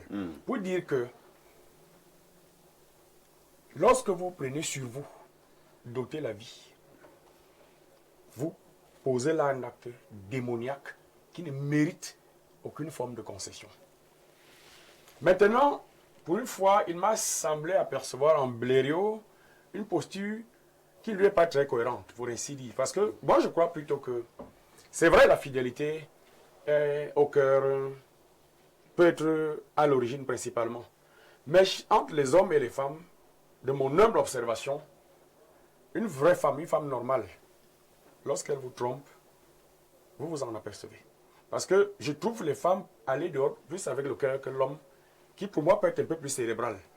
Bon, je ne sais pas quelle appréciation tu en fais ou quelle est la résonance. Peut-être que cette réflexion a en toi. C'est parce que les femmes, je te vole une seconde. Allons-y, mon frère. Et elle approuve, les femmes vous ont trompé, qu'elles vont seulement avec le cœur. Aujourd'hui, le cœur des femmes est dans la poche. Elles ne vont pas avec le cœur. Non, non, je parlais du principe. Non, elles ne vont même plus avec le cœur. Nous sommes d'accord que le matérialisme... avec le cœur. Les mensonges dans lequel elles nous ont plongé là. Non, non, non, c'est ce que je voudrais dire. Quel cœur? Elles ont le cœur. Initialement, oui. C'est une femme, quelqu'un qui a des problèmes liés au tube digestif, est très vulnérable. Ce n'est pas là le débat. Je dis ceci, même nos mamans trompaient. Vous comprenez, ça a toujours existé. On ne va pas revenir sur les pratiques qui avaient cours. Que lorsque le frère arrive, on sait très bien, bon, ce que vous disiez, c'est le fils de tel. Ce n'est pas là le débat. Je dis qu'une femme, entre guillemets, normale, pas celle que vous évoquez, peut-être qu'avec l'usure du temps, il y a métamorphose dans les mentalités, il y a une évolution. Mais je dis bien une femme normale ne peut pas vous tromper une journée sans que vous ne vous en aperceviez. Sinon, à moins que de dire que l'amour n'existe plus, ça c'est notre paradigme, mais là c'est de la philosophie. Je suis d'accord. Sauf si on tend à démontrer que l'amour n'existe plus.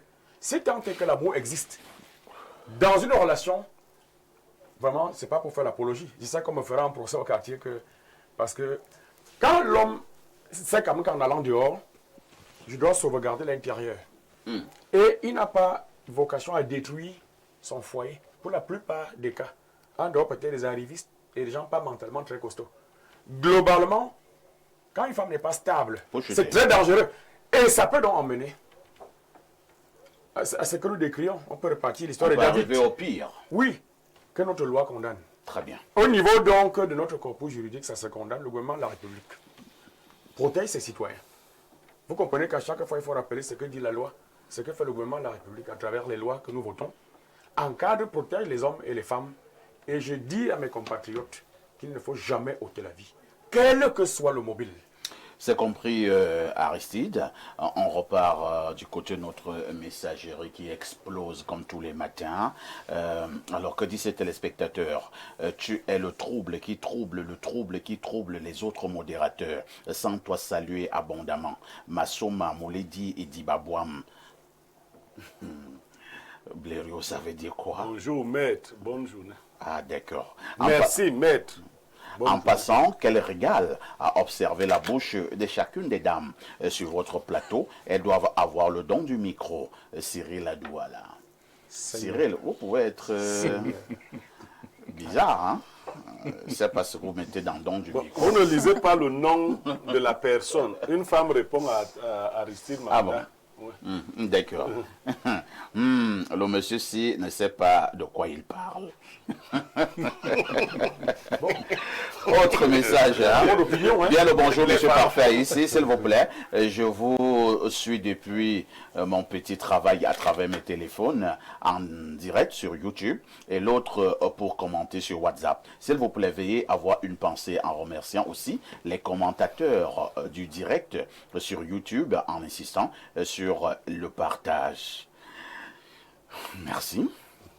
Monsieur Parfait, ici, apparemment, vous ne lisez que la diaspora ici, que le plus 41, le plus 1, le plus 212, le plus 213, le plus 33. Donc les 237 ne représentent rien. Je n'ai jamais dit ça. Je lis pour tout le monde.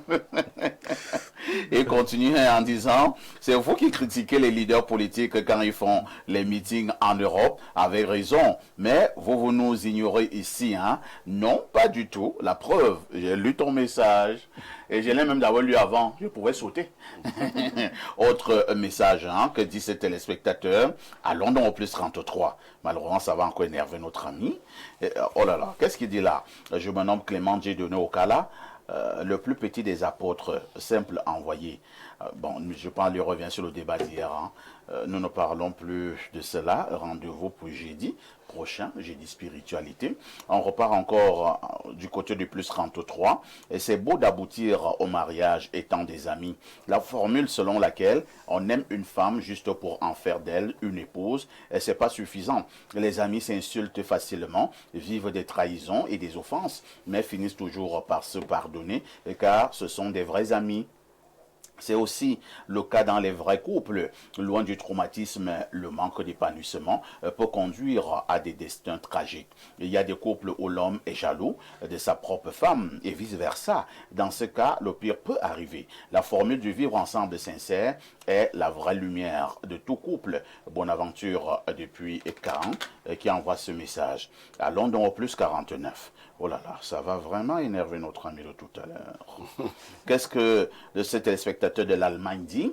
Ah, perfecto. Et ces panélistes, toujours là où ça pique, là où ça brûle, là où les silences font plus de bruit que les paroles. Franchement, il faut oser. Ouvrir espace miné sur un tel sujet, parce qu'on le sait tous, ici, ce ne sont pas les mines qui manquent, ce sont les gens qui ont le courage de marcher dessus. Alors, les assassinats dans les couples, voilà une phrase qui commence comme une histoire d'amour et qui finit au journal de 20 heures.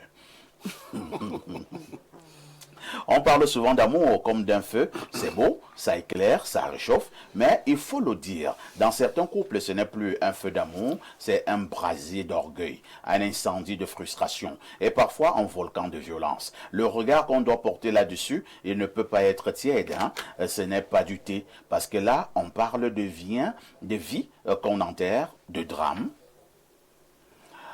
On parle donc de vie qu'on enterre, hein? Oh là là, c'est compliqué, hein? Pourtant, c'est un bon message, hein? Dans beaucoup de cas, ces assassinats ne sont pas des explosions soudaines, ce sont des sifflements discrets qu'on n'a pas voulu écouter, les cris étouffés, les bleus qu'on cache avec des foulards, les regards fuyants à la réunion de famille. Et là encore, il faut parler de culture, parce que certains viennent dans le couple avec la mentalité de l'armée coloniale. Je commande, tu obéis. D'autres pensent que l'amour, c'est un territoire qu'on garde avec des barbelés, des règles et parfois des coups. Mais là où ça devient dangereux, c'est quand l'amour devient un champ de bataille et qu'on ne sait plus si on dort à côté d'un partenaire ou d'un ennemi silencieux. Et pourtant, chez nous, on a toujours su que l'amour, c'est un espace sacré. On disait, la maison, c'est là où le cœur repose, pas là où il se défend. Alors, changeons de regard. Aimons avec douceur, pas avec des menaces. Construisons à des couples où on s'élève, pas où on s'éteint. Et pour finir, une petite sagesse africaine, pleine de lucidité et de tendresse. Le couteau n'est pas fait pour sculpter le cœur de l'autre, mais pour partager le fruit, à méditer ensemble. Ce n'est plus l'Allemagne. Les téléspectateurs sont de plus en plus inspirés. Hein? Il nous reste exactement 3 minutes. Alain Douk, en 22 secondes, pour vous, qu'est-ce qu'il faut le plus éviter pour que nous nous éloignions des assassinats au niveau de nos couples? Faire des mariages où, justement, on ne s'est pas marié sur la base de l'amour, et des mariages où il y a des biais sur la communication. La communication est fondamentale dans toutes les relations humaines.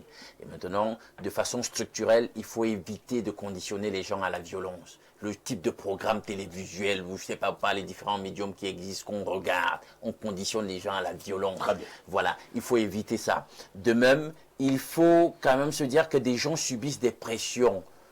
Parfois, vous voyez un homme, il est là, il subit des pressions, il se bat pour amener le confort à la maison. On est indifférent à ses efforts. La femme ne fait que le harceler. Parfois, c'est vice-versa. Ça crée des frustrations, etc. Jean Parfois, on devient violent. Mon père me disait que, en réalité, quand vous vous mariez, plus vous évoluez dans le mariage, après quelques années, ou plusieurs années, vous devez arriver à être des amis. Il me disait que parfois, vous n'arrivez pas à être des amis, vous commencez à vous détester. Mais si vous dépassez cette étape, vous devenez des grands amis. La femme devient l'amie de son mari et vice-versa. Si vous êtes des grands amis, est-ce qu'on peut encore chercher le couteau lorsqu'on a un problème à la maison? Non, parfait. Votre ami devrait être votre époux, votre confident. Moi, je pense que c'est la meilleure des choses parce que quand vous êtes avec un homme qui vous protège, un homme qui vous écoute, vice-versa, une femme aussi qui vous écoute, vous finirez comme des... Enfin, on dit des cops, comme on le dit au quartier. Donc, ce n'est pas nécessaire d'être ennemi en couple. Il faut s'aimer, il faut se rééduquer entre couples. Il faut vraiment être vrai. Très bien. Julie, j'espère que l'idée de prendre un poignard au jour face à votre mari ne devrait pas vous traverser la tête. Même si vous êtes dans un état de colère très avancé. Non, pas du tout. Et je vais... Cela nous amène aussi à dire qu'il faut maîtriser nos colères. Il faut maîtriser la colère et je vais terminer par cette citation qui m'a beaucoup marqué ce matin sur les réseaux sociaux qui dit « Le féminisme, ce n'est pas chez nous en Afrique. Nous combattons aux côtés de nos hommes, pas contre eux. » On peut reprendre. Le féminisme, je reprends, ce n'est pas chez nous en Afrique. Nous combattons, je parle aux dames, aux côtés de nos hommes, pas contre eux. Formidable. Voilà. Merci. C'est avec ça que je le suis. C'est avec cette citation pleine de sagesse et même de pertinence que nous allons tendre à mettre un terme à ce programme en écoutant simplement Petit Sako qui sera à Auvent après-demain dimanche. Mon côté plein ni mon là-haut.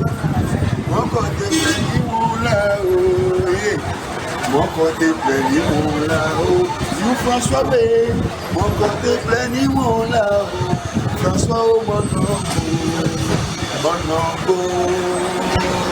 Ah oui, j'ai fait cette vidéo pour vous donner rendez-vous le 13 juillet au stade Saint-Joseph d'Auvent. Voilà, pour l'ouverture de la Super Coupe intercommunale André Onana. Donc soyez tous présents, car ça va faire on est ensemble. Mon côté plein. Le rendez-vous est donc pris pour ce dimanche du côté d'Auvent pour l'ouverture du championnat André Onana. Quant à nous, nous vous donnons rendez-vous ce dimanche à partir de 11h30, comme vous le savez, pour le grand débat de la semaine. Et vous appellerez cela libre expression. Je dis merci à tout notre chaleureux panel de ce matin, en vous souhaitant également une très belle fin de semaine. Je vous pose néanmoins une question avec tout ceci. Que